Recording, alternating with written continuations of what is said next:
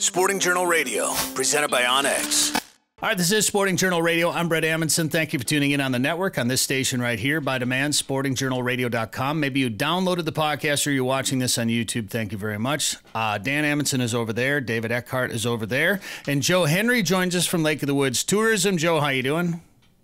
Hey, gentlemen. I'm doing great. How are you guys? Welcome back to the show once again, Joe. And it's that time of year where ice fishing, I'm not going to say ice fishing is winding down because obviously we still have a lot of winter left, but things are going to start changing. Walleyes are going to close for a good portion of the state here soon. People are going to start transitioning into some other activities unless they're up at Lake of the Woods.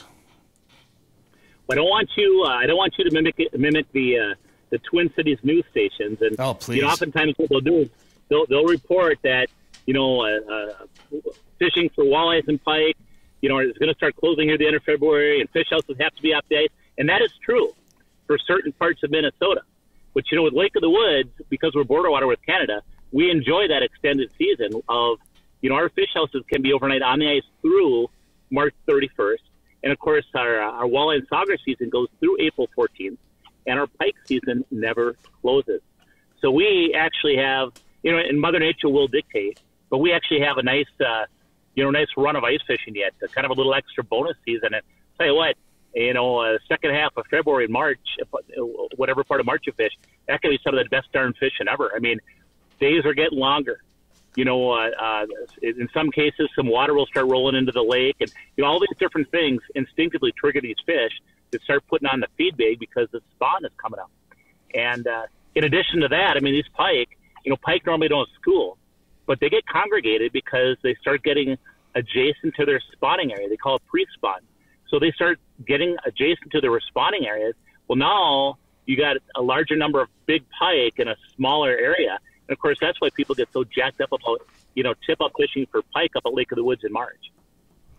So, Joe, and then a lot of people will head up to the Rainy River as things open up. It's a catch and release on the Rainy. When do those effects, those regulations go into effect?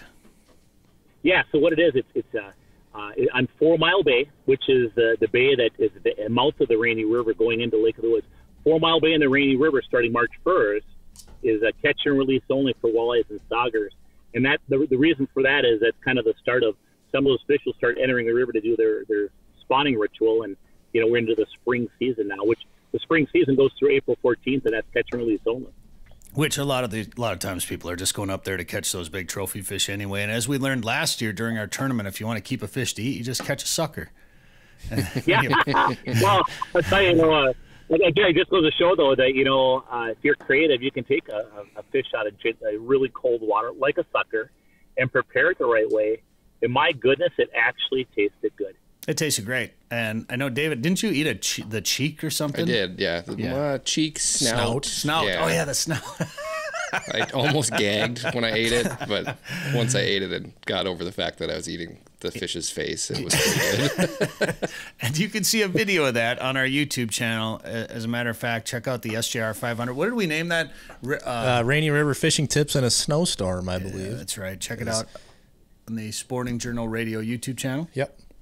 All right, very good. And honestly, I think as more and more people get into fishing for other species like sheephead or white bass, things like that, people are going to realize that a lot of those other fish are pretty good to eat as well too. You might have to get around some bones or maybe smoke a fish here and there, but you treat it right and you can make it taste delicious. And Joe, if people want to plan a trip to Lake of the Woods before winter ends or during that extended season, or maybe start to think about the Rainy River, what should they do?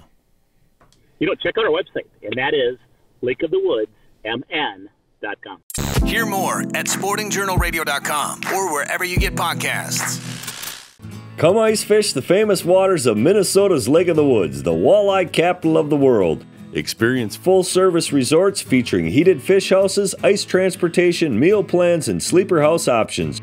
From the northwest angle to the south shore, Rainy River and Baudette, the Midwest's #1 ice fishing destination. Walleye, sauger, perch, and northern pike. Minnesota's Lake of the Woods, best fishing anywhere. For more information, log on to lakeofthewoodsmn.com.